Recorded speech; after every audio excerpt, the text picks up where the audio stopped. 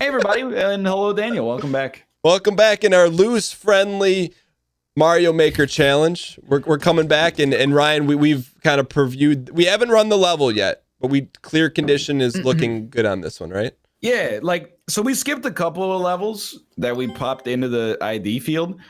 I'm not trying to, you can make whatever you want to make. Wait, are you playing right now? Sorry. Are you playing? No. Okay, me neither. Okay. If you want us to play it on video, it can't have a sub 1.5% clear rate. It's just, I'll go through that for Austin. I'm not going to go through that sight unseen with a level that, you know what I mean? It's like, if I'm friends with Gordon Ramsay and he's like, this meal's $100, I'm like, sure, Gordon, here's $100. Treat me to your finest, beef Wellington. If I'm going to a random restaurant I've never been to before and they're like, we're rolling the dice, it's $100. I'm going to be a little bit more skeptical. But what if that restaurant also purchases some of your product on a daily basis? I understand what you're saying. I'm just teasing. All right, you ready to go? Yeah. All right, 3, 2, 1. All right, here we go. Good luck. Good luck. Okay. Good luck.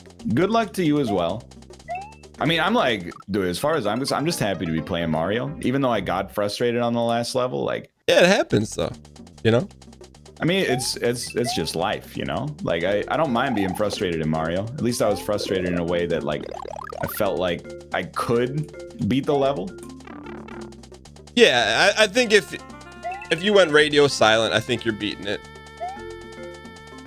But also, talking, which is actually, I'm surprising. I thought it would be much, much more difficult to talk during these. I think it makes it easier, honestly. I think I think talking, you rely on that 1985 muscle memory. That's exactly, I've strangely put that hypothesis together after running all the levels on the show. I notice when I'm speaking nonsense, I just do better. Because dude, 100% I feel you. Did you make the checkpoint? Yes. Okay. And then, so if you've done 1-6, yeah, you'll immediately notice a theme with the next obstacles. Oh, the quicks. And also the Tony Hawk midair. We're 2 minutes and 25 seconds into this segment. I don't want to get salty yet. Don't need to get. You got to keep the gamma radiation at us. You got to be, Hulk that's not hulking out at all times. You got to keep it together. However, the jump, that first jump is so pixel. I don't even want to say pixel perfect, but it's so tight. You can go at full speed and still clip through the bottom of the platform on the left on your way. Why not just make it one block? I don't want to spoil anything for you, but there's good news after that. That's no. I'm past that as well. Oh, okay. All right. So you're in Watertown? Yes. Okay. All right. Is this where you're talking about pixel perfect jump? Dude, the level's done. Oh, all right. Oh, you beat me. I was worried about Ryan Gary. I'm like, okay, hey, I'll do everything in my power to prevent the salt from flowing from. Dude, I'm pretty decent at Mario, to be honest. I mean, not relative. There's this weird bifurcated distribution in the Mario community. Some people are like, wow, NL's really good at Mario. And some people are like, he's got to do these Kaizo college levels to learn the basics of Mario.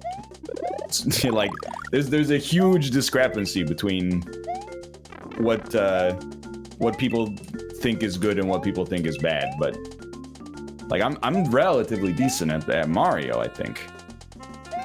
I think out of all the games we've played, I just finished it. I think out of all the games we played together, I think this is probably the smallest skill gap between us. And between this and Smash? No, I'm saying that between you and I had to take my world record back. 120? No. Now it should be 30 seconds. Oh, okay. 33 seconds, yeah. I'm cleared on it. You want to go to the next one down? Let's do it. Let's do it. But that level, I mean, totally fine. Yeah, I mean, I think a good starter, good challenge, and keep it moving, But I think this is probably between you and I think this is where our closest skill gap is going to be, meaning that you may win 6 and I may win 4 and vice versa. That's just my opinion. I think that's fair, yeah. As long as you like, Austin is way better than both of us. And I don't say that to be like dismissive of us. Yeah. But the fact keep in mind, he beat all of his levels without using the checkpoints. That's pretty crazy. You have to in order to get him up. Let's think, whenever I watch Austin, he's never playing. He's always building, which Yeah. You know. But then he only plays the hardest levels ever made. And then also ones that we make. Is he And then, Kaizo level, or does he not do Kaizo stuff? No, I think Kaizo stuff is like it's just ridiculous. Okay.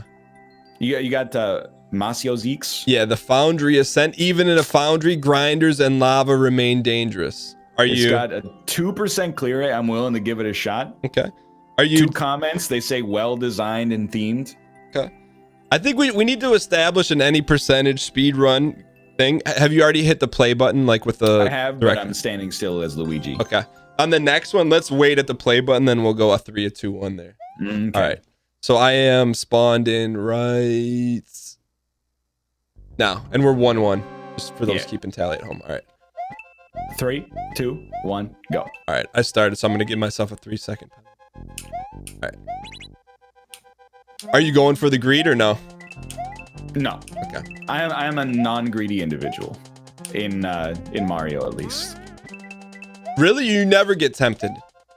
It depends. Endless, I think, has trained me to not really care about coins unless they're easy to get, like automatic to get.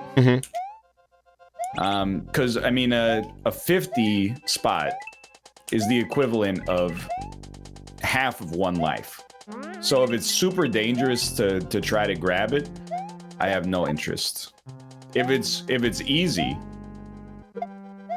like the 10 coin on the Thwomp was there, then I'll get it every time. Give it a shot. That was one of my, I think, my favorite things about 1-6 was at the very end, the last jump, when it's like there's no checkpoint. The gadunk. Like I laughed because I was in the same boat as you were. It took me like a long time to get to that stage. When I got to it and he hit me with the heart, I was laughing so hard. But did you first time clear it? No, I did die on that, and then I had to go back and die 75 more times on getting to it, and then beat it that time. But dude, I'm telling you, like 1-6 was admittedly torture. Made me go a little bit insane. 1-7 is probably 5 times harder minimum. So knowing that, so we talked about this in Team Unity Tuesday. You made something brought to my frontal cortex I didn't know existed. It's called Massacre. Yeah. So essentially playing really hard games and enjoying the hard process of it. So knowing that I do have an affinity towards that, even knowing that, you say skip 1-7. It depends on. I mean, I think you should play 1-7. Okay. But I definitely think you should have the expectation that doing it on stream will lead to it being a long stream. Got it. Did you beat 1-4? Yes. Wait, no. That's the one I skipped. Yeah, I skipped that one too. I got, and I think it's a genius level, but like the design of it is incredible. But not Mario. I don't want to do it though. Yeah. I think Austin gets it too. You know, some people, and you and I are in the same boat here for sure. Some people just don't really like puzzle levels. Yeah, I think you kind of said it in the last episode. It's like, to me, the spirit of Mario is clear the level. You know, like run, jump. But if you got to make my brain work beyond firing off synapses, it's just not for me. Yeah. Not no, that I feel you. Okay, dude. There's a puzzle in this level, but it's a Mario puzzle. You know, it's like simple. It's a jumper. It's not, hit switches in the exact right time to make something happen. Have you got past lava yet or no? I mean, I'm on the same screen with lava. Okay. Am I past lava? Like, I don't know if I could reliably say yes. If I could say that with confidence, yeah. Ooh. There's a little. This is probably the linchpin of the whole level, is my guess right here. You're talking about the floating block or no? No. Oh, I doinked it. I think you need to grab a turtle shell descend again, and then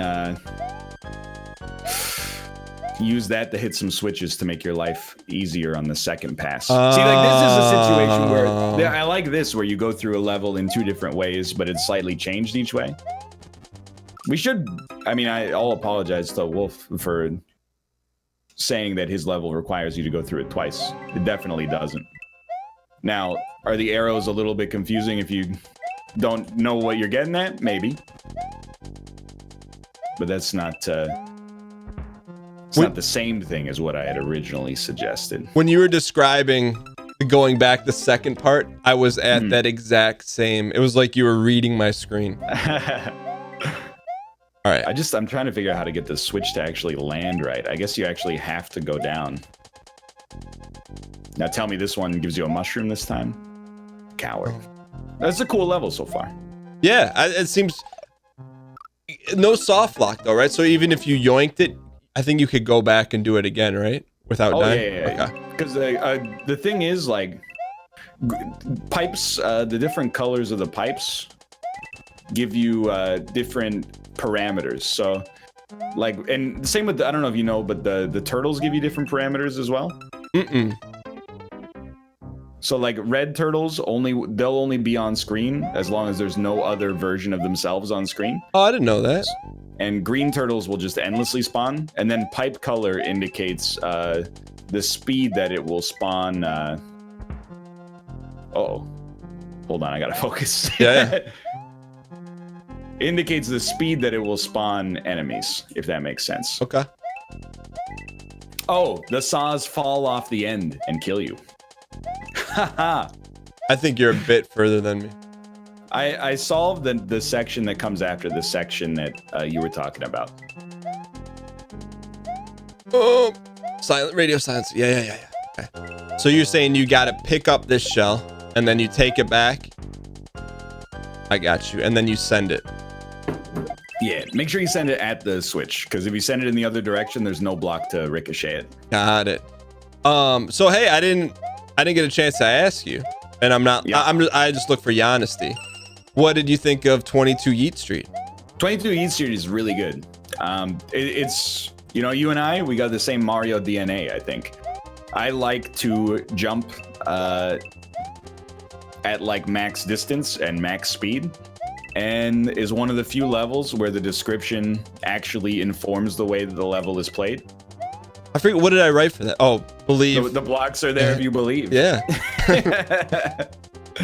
So I thought 22 Yeet Street is a cool level.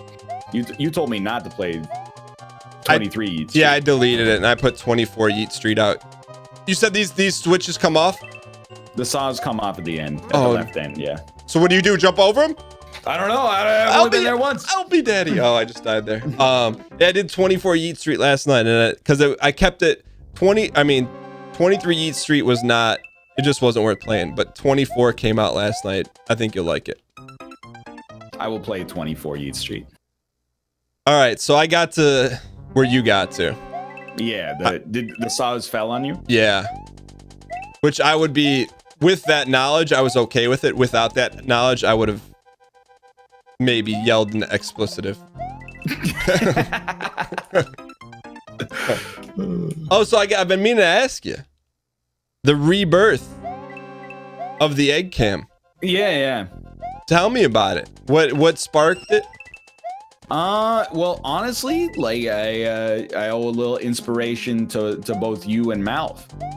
You, well, Mouth because he uses it, and you because of your clip show. You also use it as well. But your clip show, I was watching and I was like, man, all of Mouth's good clips are faces that he makes when something happens to him. That's 100% correct.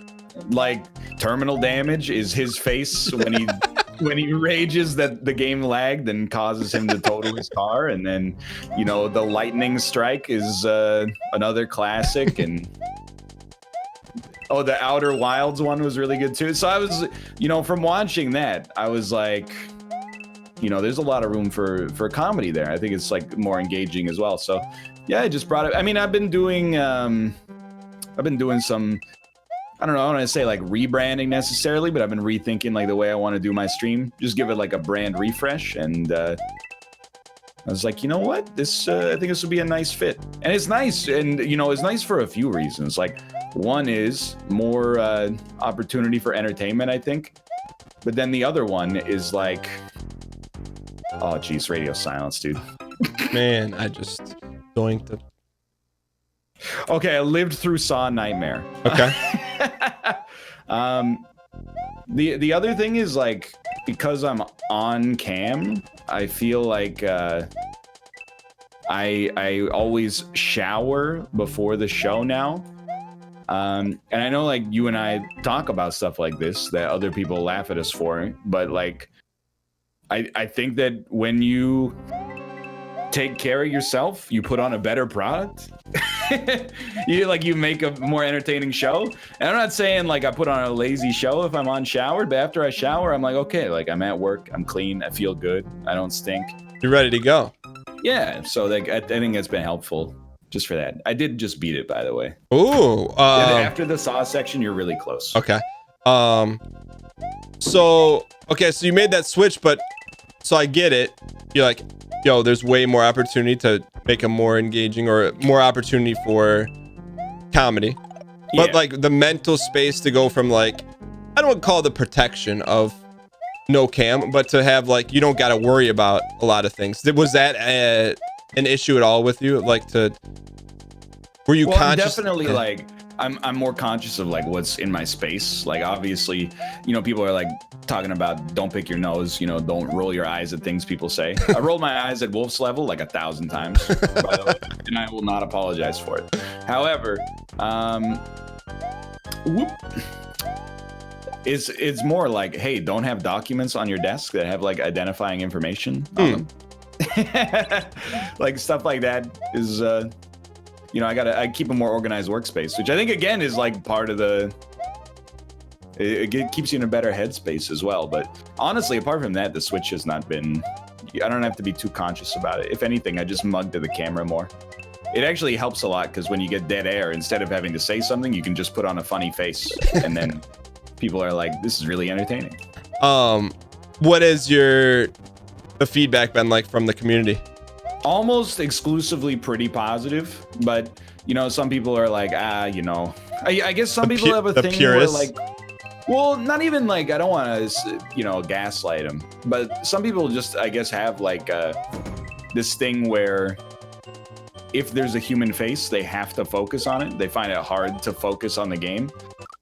So, and I had no idea that existed, but so people are like, well, you know, it's not that I dislike egg cam. It's more like with egg cam on, I can't actually focus on the game anymore.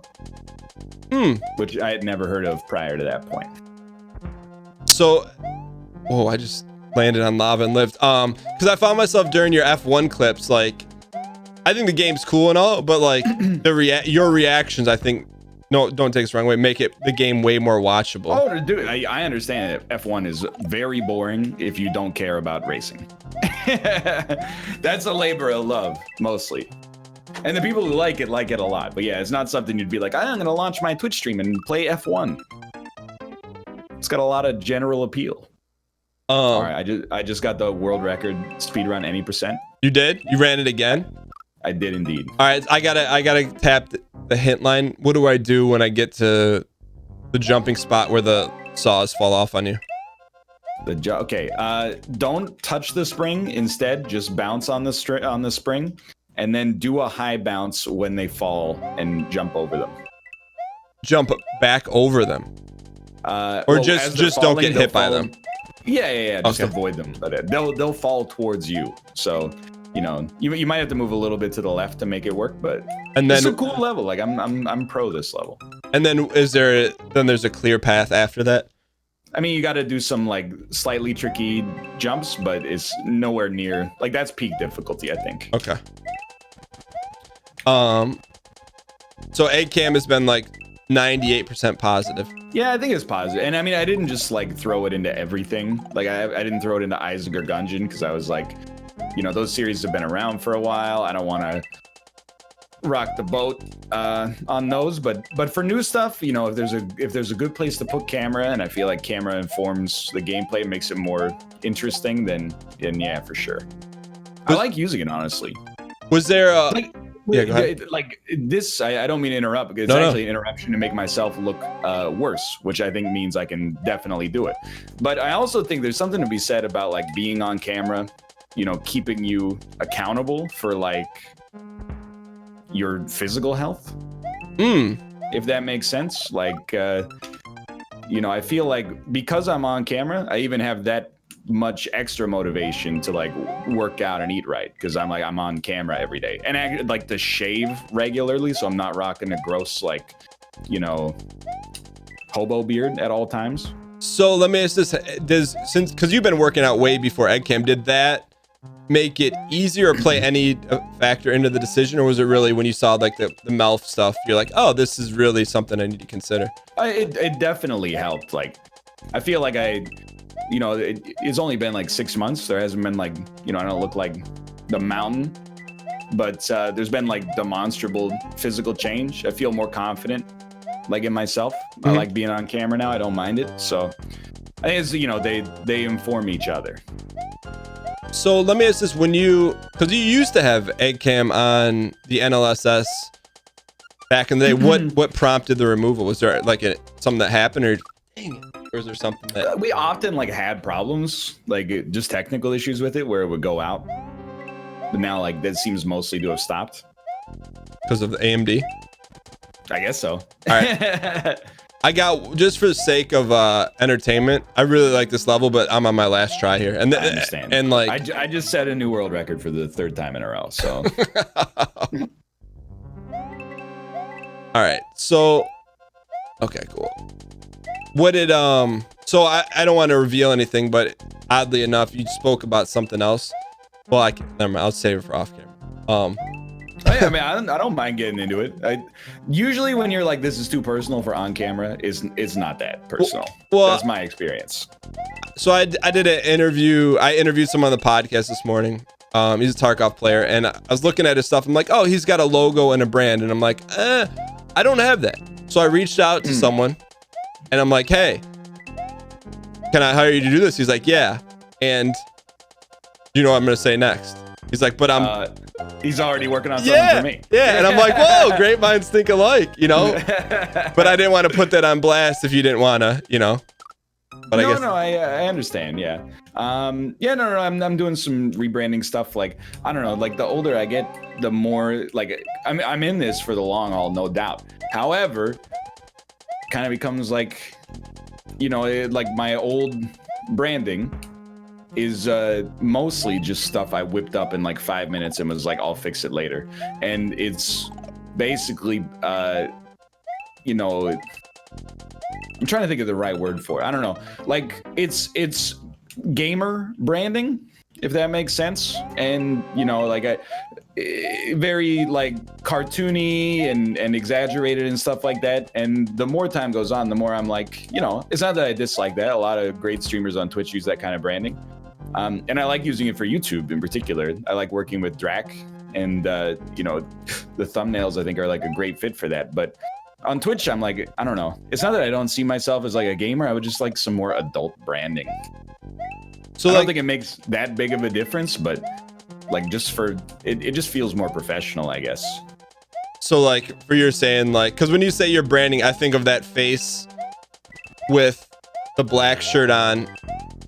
Yeah. I completely understand. Is that what you're talking about?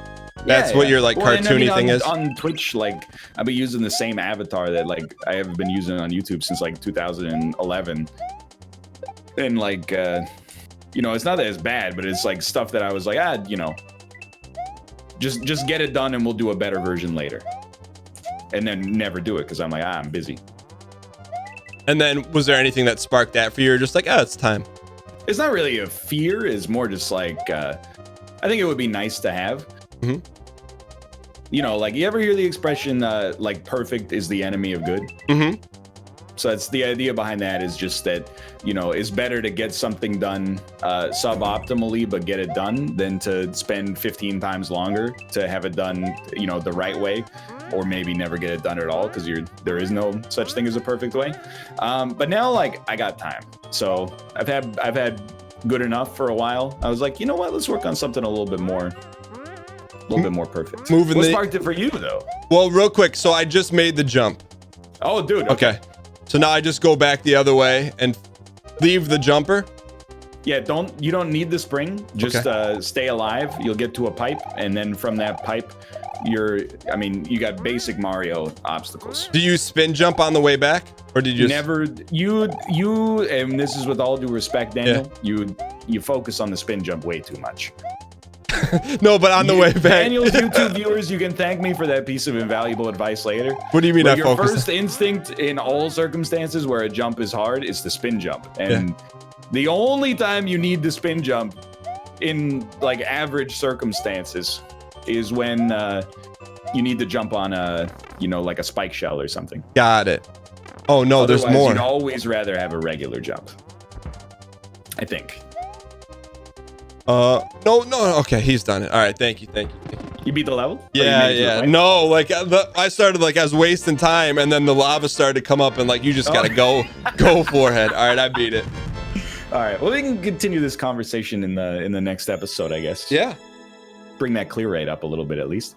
For now, thanks for watching. I hope you guys have enjoyed it. We're I guess 2-1 now.